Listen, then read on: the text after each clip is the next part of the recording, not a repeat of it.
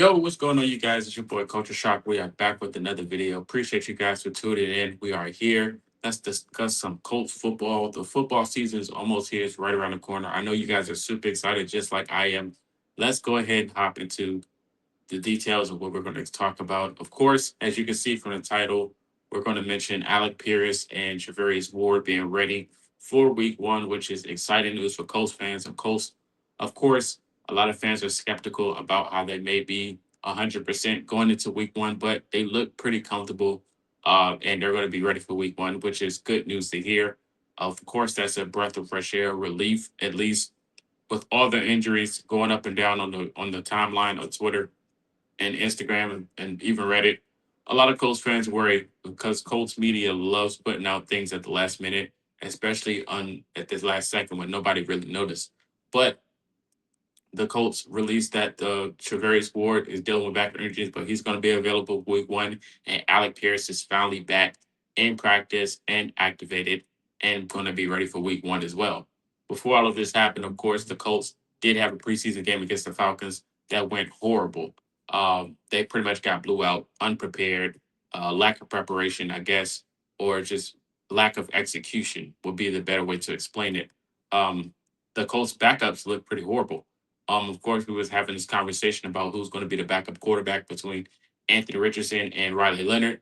But after last week's game, of course, it looks like neither of them are going to be ready for the quarterback battle for QB2. But of course, it still looks like Anthony Richardson is leading the race. And if it was a decision that had to be made, this should be a no-brainer. Anthony Richardson should be solidified as QB2 moving forward.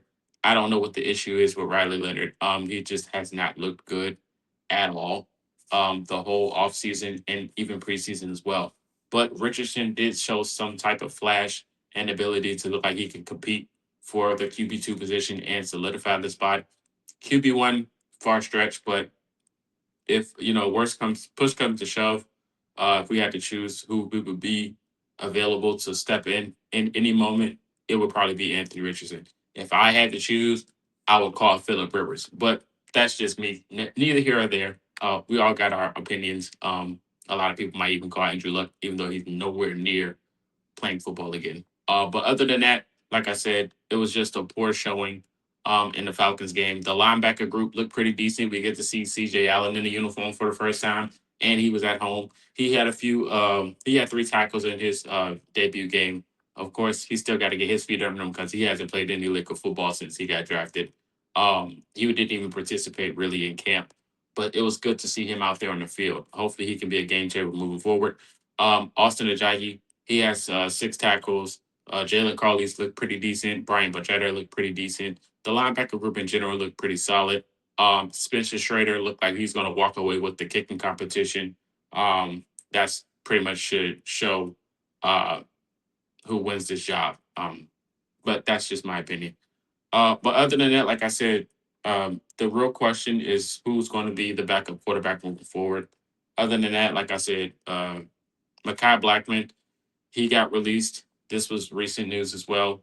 Since the last time I see you guys, he didn't look good at all. Of course, we acquired him from Minnesota, but Justin Walley, he looks ready. So I'm excited to see him. Hopefully, he gets some time on the field.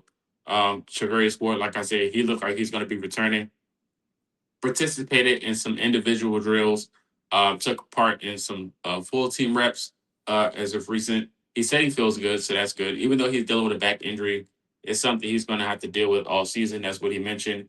But he is definitely going to be ready for week 1. This is good news. To pair him up with Sauce Gardner and Justin Walley, it looks like a promising room. Consistency is going to have to be a thing with this team, of course. But like I said, it's going to be exciting to see him week 1, if we especially at full strength, because we're going to need it. But Alec Pierce returning is the best news to hear as a Colts fan. That's everyone's dream. We was hoping. We just paid this guy a lot of money, dealing with an injury that came out of nowhere.